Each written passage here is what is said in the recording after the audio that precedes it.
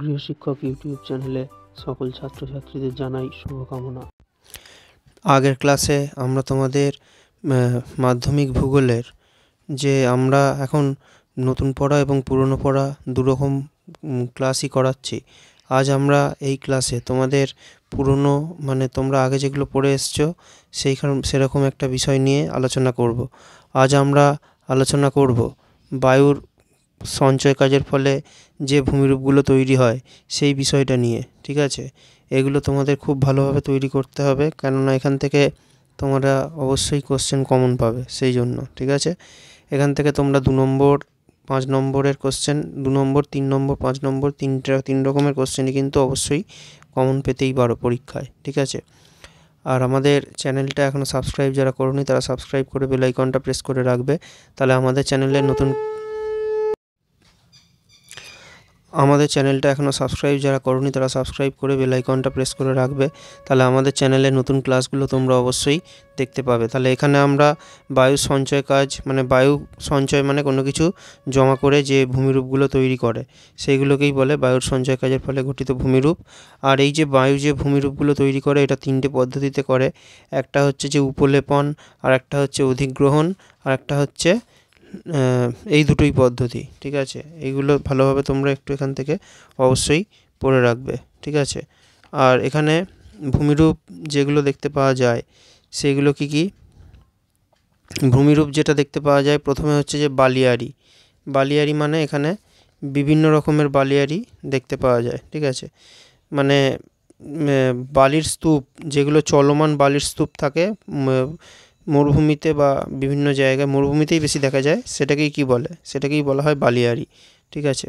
হ্যাঁ, এগুলো কখনো বায়ুর গতিপথের সঙ্গে কোনো যদি উঁচু জায়গা থাকে তাহলে সেখানে বায়ুর সাথে যে জিনিসগুলো বয়ে আসে সেগুলো তখন জমা হয়ে যে বালিয়াড়িটা তৈরি করে যে জিনিসটা তৈরি হয় সেটাকেই বলে, তখনই সেটা বালিয়াড়ি তৈরি করে।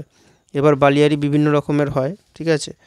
যেমন হচ্ছে যে মস্তক বালিয়াড়ি মানে কোনো উচ্চভূমি যেটা থাকে তার প্রতিবাদ বা বায়ুর দিকে যে অংশটা, যে দিক থেকে বায়ুটা আসে সেদিকে, যে দিক থেকে বায়ুটা বয়ে আসে সেদিকে যেটা হয়, যে বালিয়াড়িটা তৈরি হয় সেটাকে বলা হয় মস্তক বালিয়াড়ি, ঠিক আছে?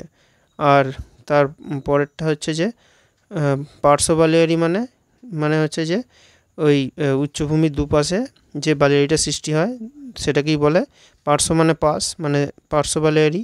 আর পুচ্ছ বালিয়াড়ি হচ্ছে যে উচ্চভূমির একদম অনুবাত অংশে যে বালিয়াড়িটা তৈরি হয় সেটাকেই বলা হয় পুচ্ছ বালিয়াড়ি। এগুলোই ভালোভাবে তোমরা অবশ্যই তৈরি করবে। আর এর সাথে আরও একটা জিনিস এখানে অবশ্যই পড়তে হবে, সেগুলো হচ্ছে যে আকৃতি আর গঠন অনুসারে যে বালিয়াড়ি তৈরি হয়। তাহলে আগে যেগুলো আমরা বললাম ওগুলো হচ্ছে অবস্থান অনুসারে, ঠিক আছে? কোনটা যেমন একটা পাশে অবস্থিত, একটা পিছনে অবস্থিত, একটা সামনে অবস্থিত, এটা হচ্ছে অবস্থান অনুসারে, এইভাবে মনে রাখবে যেটা অবস্থান অনুসারে বা কোনটা কোন দিকে আছে সেইটা। আর একটা হচ্ছে যে আকৃতি ও গঠন অনুসারে, কোনটা কীভাবে তৈরি সেই মতো করেও কিন্তু বালিয়াড়ি দেখতে পাওয়া যায়, ঠিক আছে? যেমন প্রথমটা হচ্ছে যে অনুদৈর্ঘ্য বা শিব বালিয়াড়ি, সেটা হচ্ছে আমাদের ছবি অনুযায়ী এইটা, ঠিক আছে? এই যে ছবিটা, এইটা আর এইটাই হচ্ছে যে অনুদৈর্ঘ্য বা শিব বালিয়াড়ি, ঠিক আছে? এটা আমরা আলোচনা করব। তাহলে এখানে প্রথমেই যেটা বলতে হবে এখানে সেটা হচ্ছে যে এটা কিভাবে তৈরি হয় সেইটা, ঠিক আছে?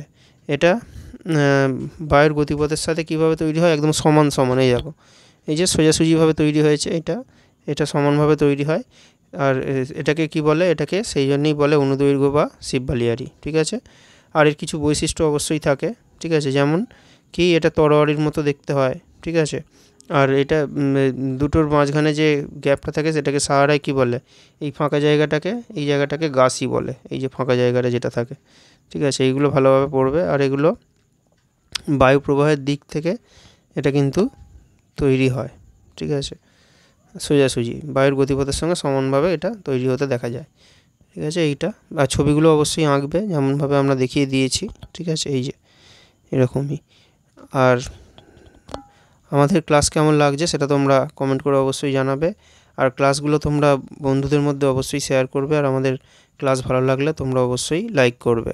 এরপরে যেটা আর আরেকটা কথা তোমাদের বলে দিই, সেটা হচ্ছে যে নতুন পড়ার সাথে সাথে তোমরা কিন্তু পুরনো পড়াগুলো অবশ্যই খুব ভালোভাবে তৈরি করো, কেননা তোমাদের গোটা বইটা থেকেই প্রশ্ন থাকবে, সেজন্য এগুলো তোমাদেরকে খুব ভালোভাবেই তৈরি করতে হবে, ঠিক আছে? তোমরা এখন ভূগোল পড়ার সময় কিছুটা সময় পুরনো পড়ার জন্য অবশ্যই রাখবে এবং কিছুটা সময় তোমরা নতুন পড়াগুলো অবশ্যই তৈরি করবে, ঠিক আছে? আর এরপরে যেটা তোমরা এখান থেকে তোমাদের যেটা পড়বে যেটা ভালোভাবে, সেটা হচ্ছে যে কি, সেটা হচ্ছে যে তির্যক বালিয়াড়ি, যেটা এটাও একটা খুব গুরুত্বপূর্ণ জিনিস, ঠিক আছে? এটা কীভাবে তৈরি হয়, এটা কিন্তু বাইরের আগেরটা বলেছিল সমানভাবে, এটা হবে আড়াআড়িভাবে। এই এখানে যে ছবিটা আমরা এঁকে দেখিয়ে দিয়েছি, ঠিক আছে, এইভাবে কিন্তু এটা আড়াআড়িভাবে এটা তৈরি হয়। আর আর এটা এটা একটা আধখানা চাঁদের মতো দেখতে লাগে, ঠিক, এটা একটা এর বৈশিষ্ট্য হয়ে যাবে, ঠিক আছে? আর এটা এর প্রান্তে দুটো শিং থাকে, এই যেখানে একটা এখানে একটা, এগুলো সব বৈশিষ্ট্য কিন্তু, হ্যাঁ। আর এটা আধখানা চাঁদের মতো দেখতে, ঠিক আছে এগুলো। আর কোথায় দেখা যায় এটা, এটা আমাদের এতে দেখা যায়, সাহারা কালাহারি মরুভূমিতে দেখতে পাওয়া যায়, ঠিক আছে? হয়ে গেল তাহলে। আর এরপরে যেটা এখান থেকে আর আরেকটা এখান থেকে এইটা এর কিন্তু হয়, এটা আরেকটা বলবে, এর যে প্রতিবাদ পাত যেগুলো থাকে সেখানে কম ঢাল থাকে, আর অনুপাত পাশে কিন্তু ঢালটা একটু খাড়া ঢাল থাকে, এটা অবশ্যই এখানে আমরা দেখিয়ে দিয়েছি, ঠিক আছে? এই যে প্রতিবাদ পাশ অনুবাদ পাশ এগুলো, ঠিক আছে, এগুলো ভালোভাবে বলবে। আর এর সাথে যেটা আরেকটা যেটা পড়তে হবে সেটা হচ্ছে এই যে এখানে যেটা লিখেছি, সেটা হচ্ছে যে লোয়েস কি, এটাও একবার কিন্তু এখান থেকে অবশ্যই ভালোভাবে পড়ে রাখবে। লোয়েস এটা তোমরা আগেও পড়েছো, ক্লাস 7-এ এই বিষয়টা ছিল, ঠিক আছে? লোয়েস কথার মানে কোনো কিছু এক জায়গা থেকে অন্য জায়গায় যখন চলে যায়, ঠিক আছে? হ্যাঁ, এখানে কি হয়, এখানে মরুভূমি থেকে বালি উড়ে গিয়ে অন্য কোনো জায়গায় গিয়ে সেখানে জমা হয়ে একটা সমভূমি তৈরি করেছে, সেটাকেই বলে লোয়েস সমভূমি, ঠিক আছে?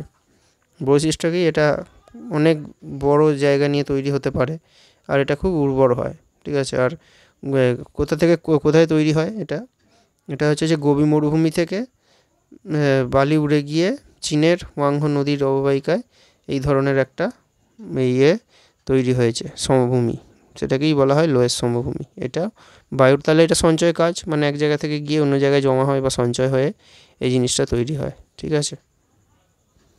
গোবি মরুভূমিটা হচ্ছে আমাদের মধ্য এশিয়ায়, সেখান থেকে বালিটা উড়ে যায় কত দূর, একদম চীনের হোয়াংহো নদীর উপত্যকা পর্যন্ত, অত দূর পর্যন্ত বালিটা উড়ে যায়। তাহলে এটাই একটা সঞ্চয় কাজের ফলে গঠিত আর একটা ভূমিরূপ। তাহলে এইগুলোই ভালোভাবে তোমরা তৈরি করো। এর পরের ক্লাসে আমরা তোমাদের এই অধ্যায় থেকে আর কিছু গুরুত্বপূর্ণ বিষয়গুলো নিয়ে আলোচনা করে দেবো, ঠিক আছে?